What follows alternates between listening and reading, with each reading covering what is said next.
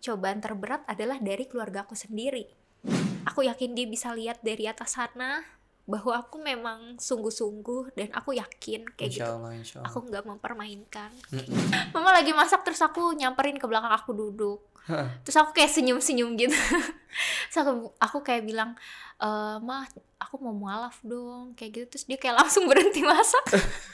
Dia kayak nggak percaya gitu, beneran. Bahkan dia sampai kayak bilang, ngapain sih sholat cuma pura-pura kayak gitu. Setidak percaya itu sama Saya tidak Mbak Ola. percaya itu. Karena aku tuh belajar sholat kan dari sebelum aku mualaf. Tiap minggu aku ke gereja, dan aku suka ajak adik aku, apalagi kalau kayak Natal pasti aku embel-embelin, nanti kamu dapat hadiah loh, masa sih nggak mau ikut. Tapi dia tetap nggak mau. Selamat datang di Rukun Podcast. Assalamualaikum Mbak Ola. Waalaikumsalam. Masya Allah, ini buat sahabat Rukun nih, Olanya, tapi bukan Ola adiknya Mbak Nirta ya. Ini Fabiola nih, salah seorang muslimah karena pernah menjadi mu'alaf. Ini kan mu'alaf itu kan hanya jembatan ya untuk menjadi seorang muslim ya. Jadi Mbak Ola ini adalah seorang muslimah yang luar biasa tentunya. Dan dulu mu'alaf di usia berapa itu Mbak? 17 tahun. 17 tahun. Pas banget lulus SMA. Pas banget lulus SMA. Nah itu nanti kita bisa sharing tuh gimana background story-nya hingga akhirnya memilih menjadi seorang mu'alaf gitu. Tapi kegiatan sekarang apa Mbak? Aku udah bekerja. Bekerja. Oh Masya Allah, di mana tuh? Di Jakarta? Di Alam Sutra. Alam Sutra, tinggalnya di Jakarta? Di Jakarta. Beda arus ya. Iya. Jadi kerjanya di Tangerang. Iya. Dari Tangerang, dari Jakarta bolak-balik ya kegiatannya. Sudah kuliah, sudah selesai ya? Udah lulus. Alhamdulillah, Masya Allah. Nih Mbak Ola nih, biar sahabat Rukun juga nih udah kepo nih. Mbak Ola ini kan mu'alaf waktu itu setelah lulus SMA. Pas banget tuh 17 tahun.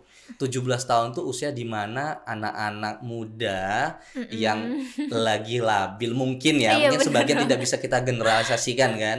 Mungkin ada yang labil, mungkin ada yang sudah dewasa. Tapi di usia itu kan rata-rata jarang yang memikirkan soal keyakinan. Bener banget. Bener kan? Kenapa akhirnya terfikirkan di usia 17 tahun dan hijrah nih? Sebenarnya kalau perjalanan aku menjadi mu'alaf itu nggak bisa dibilang bukan hal yang wah banget menurut aku, tapi yang membuat spesial adalah karena itu berjalan sebegitu lancarnya gitu, mengalir dengan sebegitu lancarnya, nggak butuh waktu yang lama, nggak ada hambatan sama sekali. Jadi aku nggak ada kayak perasaan ragu, maju mundur. Orang kan pasti ada aja yang kayak yakin terus nanti tiba-tiba berubah pikiran, yakin lagi berubah pikiran lagi. Itu aku nggak ada kayak gitu sama sekali. Jadi bener-bener cepet, prosesnya tuh cepet banget kayak gitu.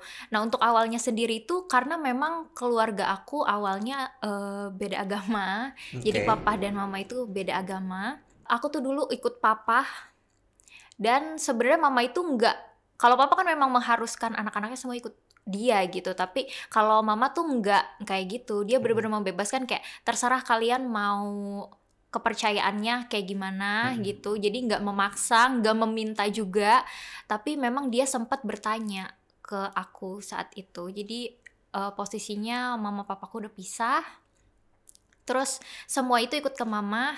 Dan waktu itu aku lagi mau kegiatan sekolah ya, acara keagamaan. Terus kan pasti bayar, aku minta uang. Terus di situ mama tuh kayak sempat sedih karena kalian semua kan ibaratnya sama mama gitu, kayak tapi nggak ada yang ikut sama dia. Oh mama berarti muslim ya? Tapi di situ dia nggak kayak yang ayo dong kalian pada muslim sekarang kalian udah ikut mami gitu. Dia nggak pernah kayak gitu. Dia dari cuma kecil nggak pernah maksa? Enggak, dia sama sekali nggak maksa, tapi dia bertanya gitu.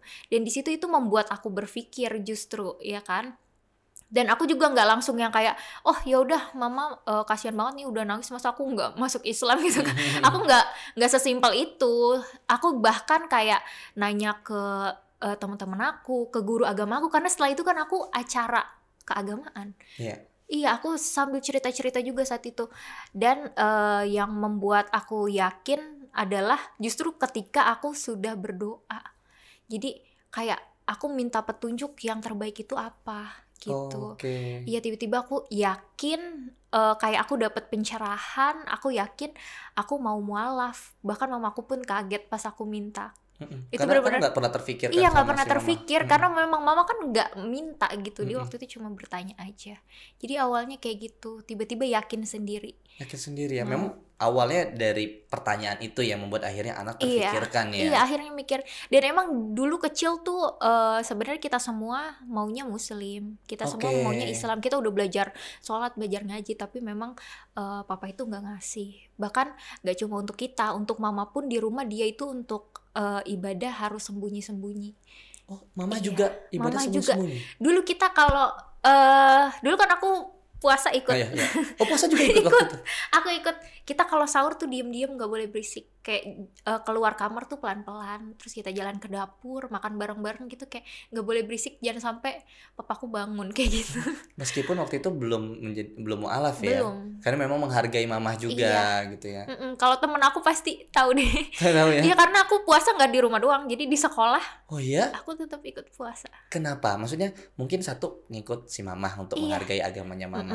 Kedua, pertanyaannya, kan puasa itu kan berat ya. Iya. Itu ujian sih sebenarnya. Itu juga memang diwajibkan ketika puasa wajib Ramadan gitu kan, untuk banyak hal-hal positif dan hikmahnya.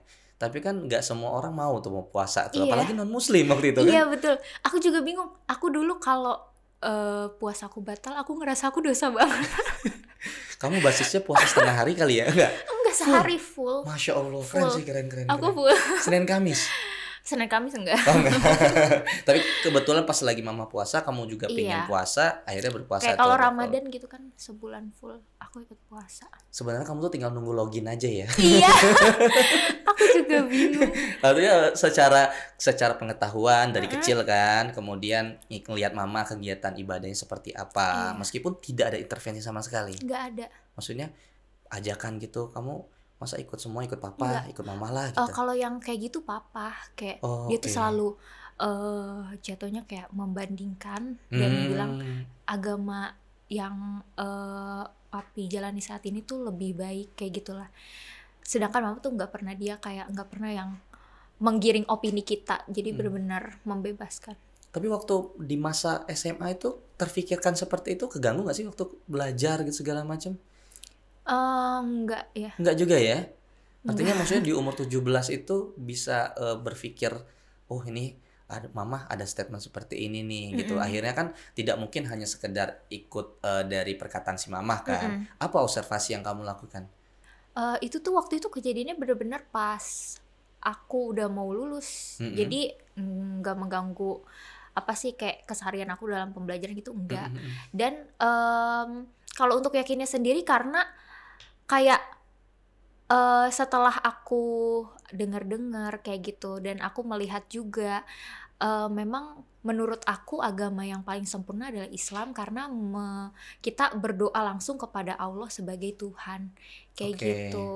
Sedangkan aku yang sebelumnya kan kayak lebih percaya kita punya juru selamat, kita akan lebih mudah masuk ke surga. Sebenarnya aku nggak bilang ini salah gitu ya. Aku nggak bilang ini salah, cuman kayak di Islam pun tetap ada dianggap sebagai nabi gitu ya. Betul. Iya kan?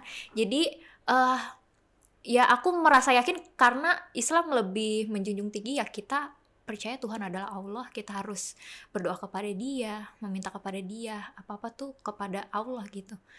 Jadi bukan yang menganggap kita harus punya juru selamat kayak gitu. Gitu aja sih. Berarti sesederhana ketika kamu berpikir, oh iya, di Islam justru langsung direct ya ke Allah ya. Kenapa harus ke yang lain gitu Iya, ya? betul. Betul. Dan Kayak gitu. ternyata di Islam juga menghargai si juru selamat segala macam, tapi sebagai Iya betul. nabi kita. Jadi gitu bukan ya. berarti dilupakan kayak gitu. Bukan berarti kita nggak perlu gitu kan. Jadi walaupun kita benar-benar fokus menyembah Allah, tapi kita tetap percaya sama para nabi, iya kayak gitu. Masya Allah. Dan ketika di SMA itu akhirnya ngomong sama lulus SMA, Lulus ngomong SMA. sama mama itu, mah aku mau mualaf nih. Iya, aku Iya. minta. Mama sampai kaget. Aku ngomongnya pas mama lagi masak. Mama lagi masak terus aku nyamperin ke belakang, aku duduk. Terus aku kayak senyum-senyum gitu. Terus aku kayak bilang, "Mah, aku mau mualaf dong." Kayak gitu. Terus dia kayak langsung berhenti masak.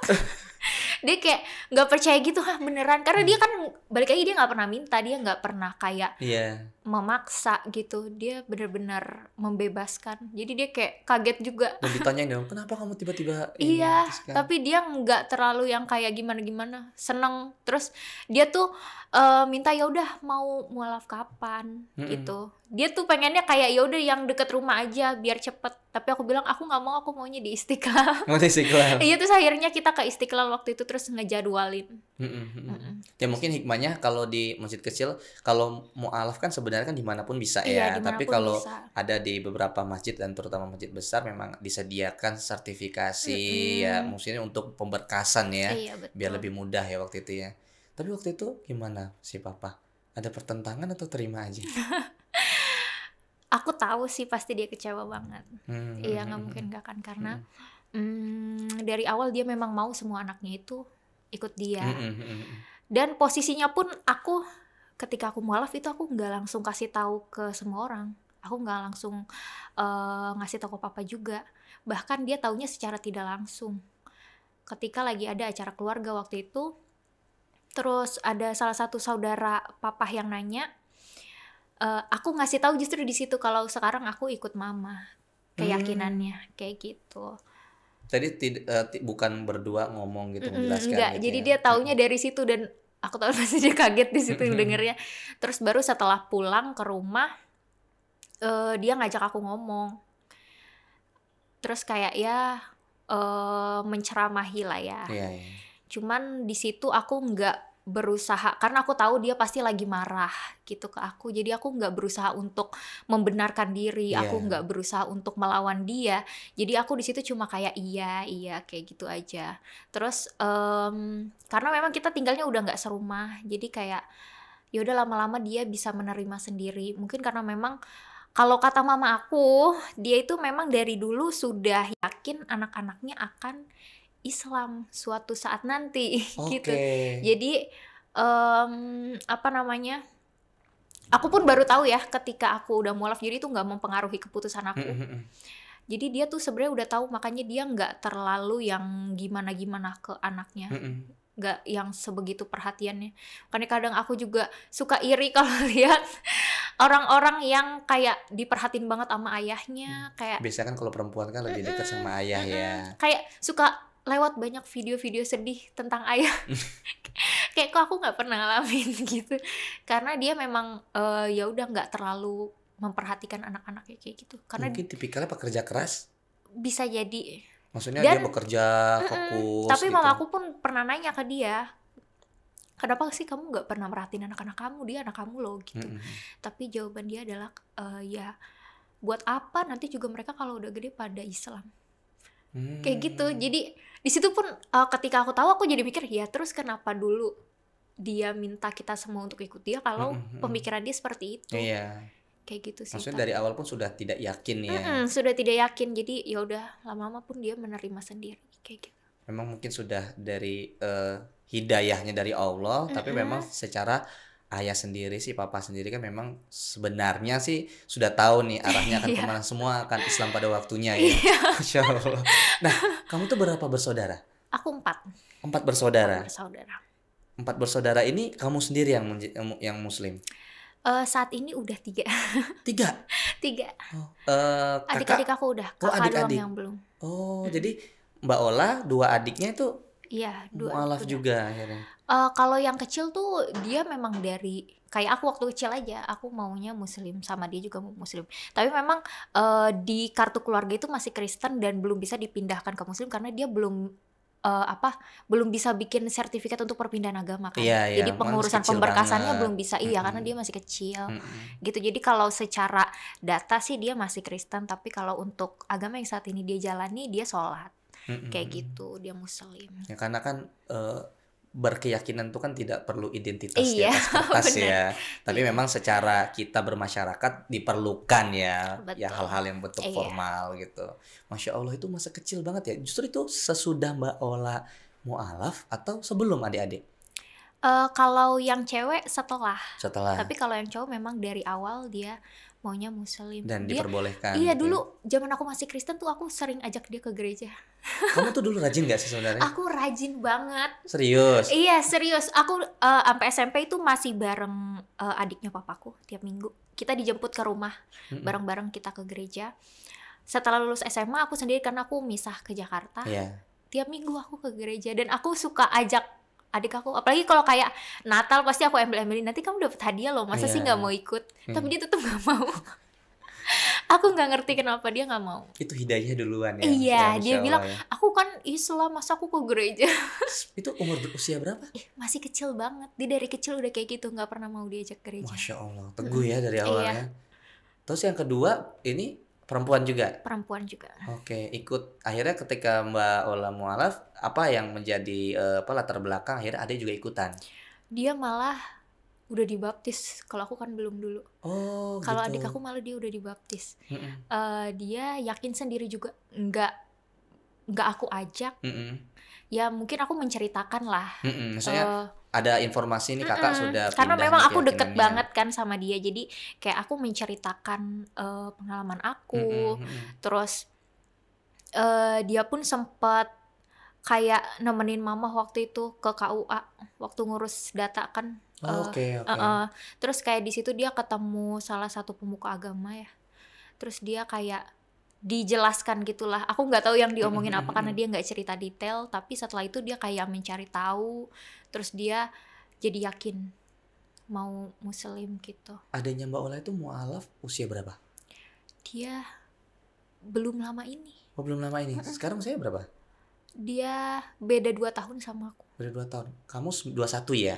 Aku Berarti 23. 23 sekarang ya? Dia 21 berarti. 21 ya? Kayaknya dia baru Desember 2021 deh. Oh, Baru 1 baru tahun banget. ya? Iya, Tahun baru banget. menjelang 2 tahun ya? Mm-mm. Masya Allah. 1 tahun sorry. Menjelang 1 tahun. setahun baru. Keren.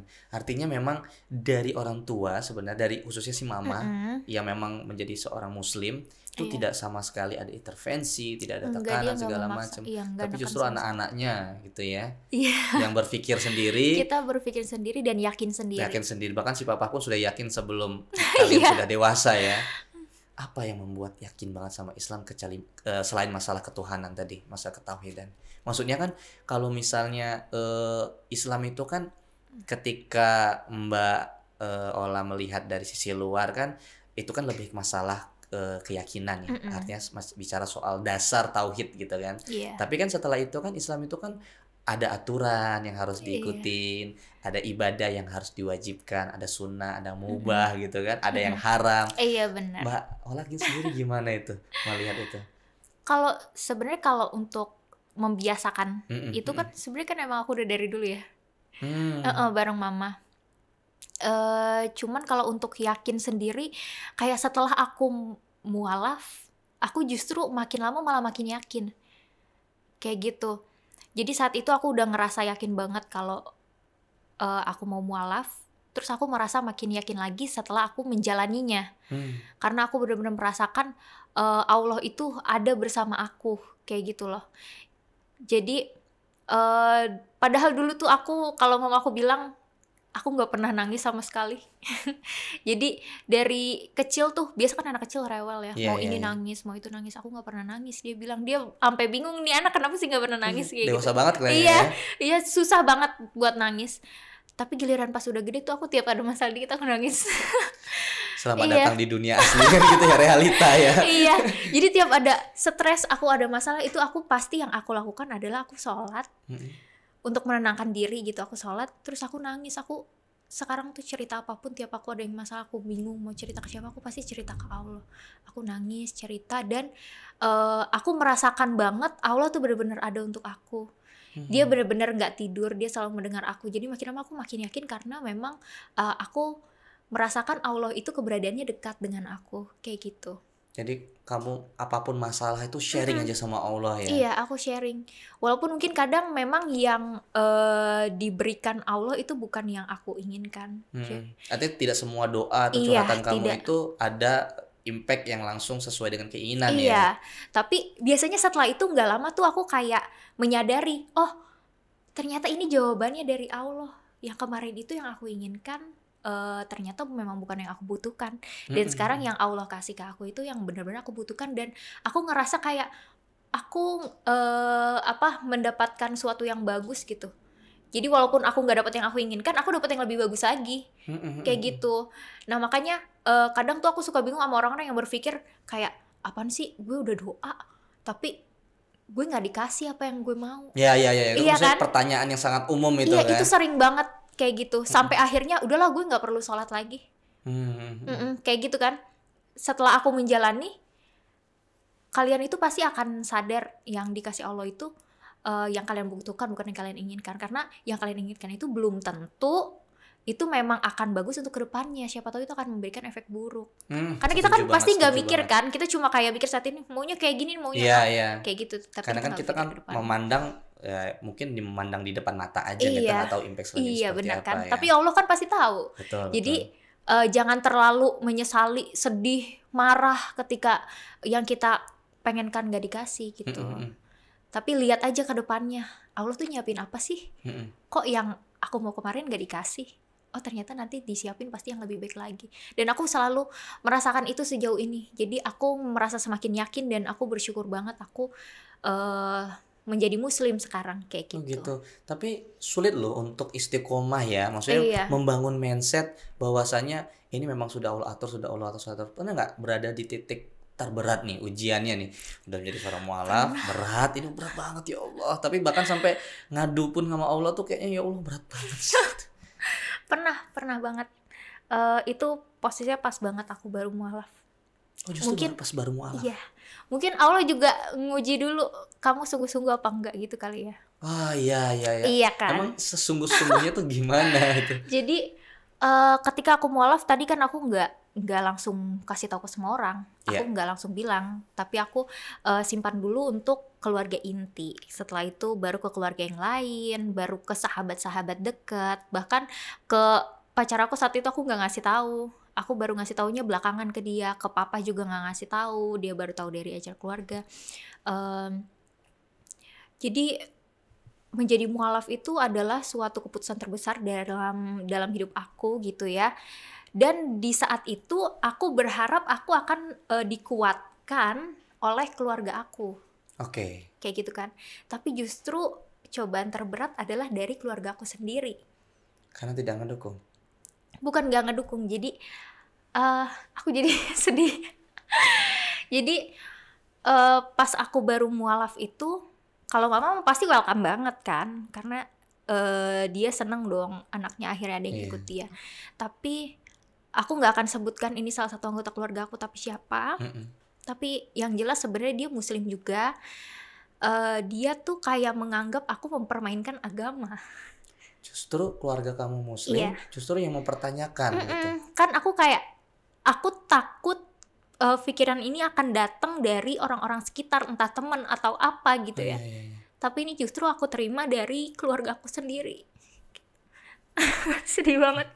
Tisu.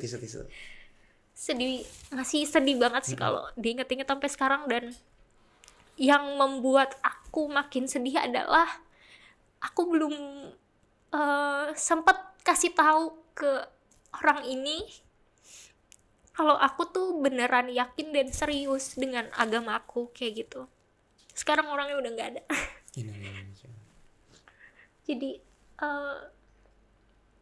ada perasaan kayak nyesel ya, karena ketika aku denger dia ngomong kayak gitu, itu nggak sekali dua kali. Mungkin maksudnya dari awal kan anggapan pertama. Iya, jadi anggapan pertama dia ngomong ke aku doang. Setelah itu dia ngomong ke anggota keluarga yang lain. Kayak jatuhnya menggiring opini. Dan di situ aku kayak kecewa banget karena kenapa bisa berpikiran seperti itu. Dan yang membuat aku menyesal adalah aku belum sempat menjelaskan ke dia bahwa aku ini beneran loh jalaninnya, aku nggak mainin agama. Bahkan dia sampai kayak bilang, ngapain sih sholat cuma pura-pura kayak gitu. Setidak percaya itu sama Allah. Tidak percaya itu, karena aku tuh belajar sholat kan dari sebelum aku mualaf. Iya, aku udah belajar sholat tuh dari sebelum aku mualaf. Dan jadi dia tuh taunya aku nggak bisa sholat.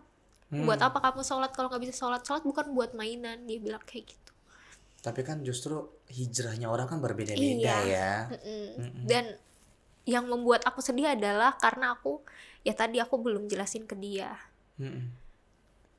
Tapi kalau ditanya saat ini sih sebenarnya aku nggak ada perasaan marah ke dia. Kecewa pastinya, waktu itu aku kecewa banget, tapi saat ini aku udah memaafkan. Karena kan dulu itu kan bener-bener fase dimana hijrah ini harusnya disupport sama keluarga ya. Dan itu benar-benar membuat aku cukup terpukul karena aku dapetin itu justru dari keluarga aku sendiri. Kayak gitu. Subhanallah. Dan ya nggak lama kan aku berhijab, jadi aku berharap apa yang aku lakukan saat ini, aku yakin dia bisa lihat dari atas sana bahwa aku memang sungguh-sungguh, dan aku yakin kayak Insya Allah. aku nggak mempermainkan. Lagi pula kan keyakinan ya, artinya keyakinan kan bukan hal yang bisa untuk dibecandain, untuk yang dicoba-coba aja gitu ya. Dan sebenarnya aku nggak kayak dia kan sebenarnya muslim juga ya. Dan aku nggak kayak yang mikir aneh-aneh kok malah nggak mendukung. Aku ngerti mungkin namanya pemikiran kayak gitu pasti akan ada aja ya. Pasti akan ada aja. Dan di situ juga memang posisinya waktu itu pacar aku Islam. Nah jadi dia tuh mikirnya nih cuma ikut-ikutan doang sama pacarnya, tapi maksud aku kayak aku masih kecil loh. Kayak nggak mungkin dong aku pindah agama hanya sebatas karena pacar aku Islam. Karena kecuali mungkin aku memang udah dewasa, udah siap matang, udah mau menikah dengan pacar aku, mungkin akan bisa aku terpikir kayak gitu. Tapi ini aku masih kecil loh, aku masih sekolah. Masa sih aku berpikiran kayak gitu? Dan itu benar-benar dipojokin banget saat itu. Itu jelang dari mu'alaf itu nggak jauh banget itu? Pas baru banget mu'alaf. Pas baru banget. Tapi akhirnya agar Mbak Ola bangkit dari ngedon itu gimana? Dan aku itu selalu bingung sama orang-orang yang suka sengaja nggak sholat. Kayak waktu itu aku sempat hampir mereka itu merencanakan mau memperkosaku. Hah? Iya sempat. Serius? Kayak mereka tuh ngaku-ngaku punya foto video aku lah. Hah? Iya, mereka ngakunya kayak gitu. Tapi pas dikasih lihat nggak bisa ngasih lihat gitu. Jadi kayak emang omongan buruk aja. Terus punya niatan buruk sampai dijadiin bahan taruhan nih. Gue naruh segini. Kalau sampai gue berhasil lu kasih gue ini ya. Kayak gitulah. Selamat datang di Rukun Podcast.